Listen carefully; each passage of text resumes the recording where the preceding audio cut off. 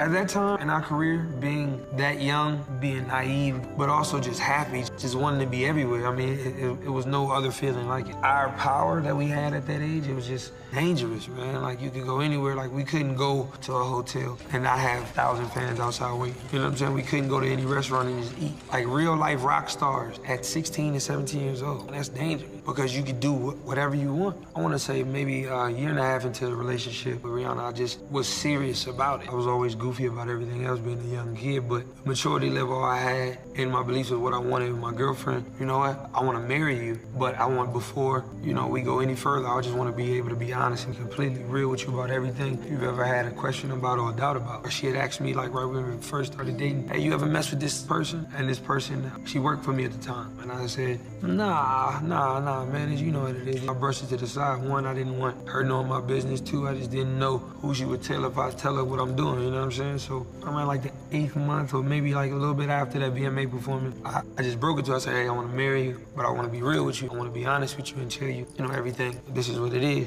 Before we were together, me and this other girl did have sex. My trust totally was lost with her. You know what I'm saying? She hated me. Like, after that, I tried everything. Like, she just didn't trust me after that. From there, it just went downhill because, you know, it would be fights, it would be verbal fights, physical fights as well, mutual sides, and this is the first time I get to say anything. And like I said, I still love Rihanna, but I'm just gonna be honest. We would fight each other, she would hit me, I would hit her.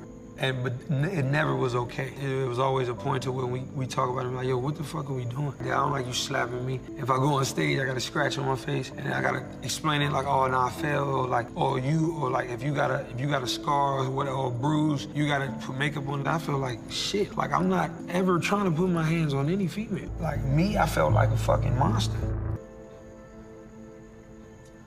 And that night at that Clive Davis party, that I made sure the person that I was involved with before, I said, hey, if you can't come around to these places, and the person comes right to the table, say, hey, what's up, y'all? And I already know it's an issue, so I say, hey, cool, and I keep it moving and leave. I look over at Rihanna, and she's bawling, she's just crying. In the middle of the ceremony about to start, she's just crying, and I'm like, yo, please, babe, don't do this. Like, don't do this in here. Like I didn't know, I promise, I swear to God, I didn't know. So she got over it. She started drinking a little bit. We both were drinking a little bit. We was tipsy, laughing, joking, you know, and then we left. As you know, any relationship is based on trust, but because I told her that, she didn't trust me with anything. So I would give her the option of, oh, you can look at my phone. So I gave her the phone. She looks at the phone, and there's a message, and it says, kill the Grammys, do your thing. And I didn't read the rest of the message. I didn't open it. She opened the message, and the rest of the message said, I'll see you at the Clive party. So she thought I was lying. She starts going off, throws the phone, I hate you, whatever. You know, she's fighting me, and I'm like, look, I'm telling you the truth, I swear to God. You know, I'm telling you the truth, stop it. So then she hits me a couple more times, and I just kind of it doesn't go from translation to,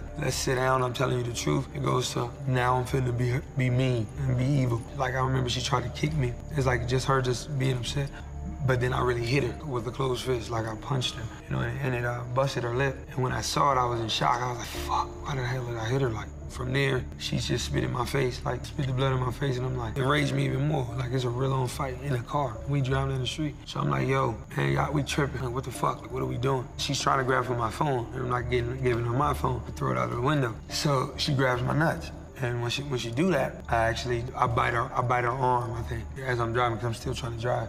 And it's just like a petty, stupid fight. And I'm just realizing it. I'm like, look, what the hell am I doing? Like, you honestly doing this in the car right now? Like, what are we doing? So I pull over in Hancock Park, maybe less than 2-3 miles from my house, because I'm just trying to resolve the situation. I'm not trying to fight any further. I don't want to, like, I love her. I don't want to hurt my girlfriend. And so I pull over, and I said, look, like, I'm telling you the truth. Like, I'm crying, she's crying. I'm telling you the truth. I swear to God, like, I didn't do it. I didn't know she was fucking coming. Didn't know, I promise. She just didn't believe me. So she takes the keys out of the car and throws fakes like she throws them out the window. And I'm like, what are you doing? And I get out the car. When I get out the car, I'm looking for the keys. And she yells out her door, help, he's trying to kill me. I said, stop, we gonna get in trouble. So I'm looking for the keys. She's sitting on the keys. So I'm like, you know what? I can't play this game with you. I'm getting my bags out of the car. She takes my CDs. This is back when I would record on CDs. You couldn't put it on your phone when you leave the studio. So I had new music, and she was just scratching it up. I just seen her scratching it up with the keys. So I snatched the bag, and I was like, you know what? You got the keys. You can drive home. By this time, her lip was busted. She had a knot because I pushed her head up against the window. A lot of the times, like, I look back at that picture, and I'm just like, yo, bro, that's not me. That's not me. Like, I hate it to this day. You know what I'm saying? That's gonna haunt me forever. I hated myself. I was thinking about suicide and everything else. So it's just like, fuck. From there, I said, you know what, I'm gonna just take everything like it's come. My consequences for my actions have to be dealt with, you know? I turned myself in the next day, pled guilty, didn't, you know, argue, didn't say, hey, let me fight this case and take it to trial. Just say, hey, she fought me back. No, I'm not. That's not where my head was at, and that's not where it is now. I loved her, you know. I wanted to protect her because I did too much stuff to her. Like, I did what I did, so it was wrong. I would say probably my father, my real father. I don't want to disappoint my father because he actually was there for me. For my mom, it was a little bit more closer to heart because I seen my mom deal with that firsthand. Not from my father. My biological father, Clinton Maurice Brown, is a great man. But her, a significant other at the time, he was a monster, animal, pure hatred, evil. I never hated somebody in my life. Like, if I could kill him, I would. So I promised my mom one day, I said, look, Mom, I know you tell me not to do like crazy shit and hang with these niggas and do what I do. I said, but when I get 15, I'm gonna kill him. Like, I'm not playing, I'm not joking, I'm serious. I'm gonna take his life. That's the kind of hatred this guy brings for me, and fear and stuff like that, you know? He blew his brains out when I was 6, but he didn't die. Like, he shot himself in the head and he went blind and shit. 6 years old, bro, like, the fuck? How does a kid deal with that shit? And then, being that he's physically impaired now, it frustrates him more, so he's in depression. But he takes it out on this girl. This girl happens to be my mom. This is what I had to deal with. Like, I had to hear my mom get beat up every night. And I had to pee on myself, like, scared to even get up and walk in the hallway because I didn't want to see that. Nobody knows that fear that they have to deal with. It transcends sometimes, it's learned behavior. Me having to see my mom look at me through that light, I just saw him.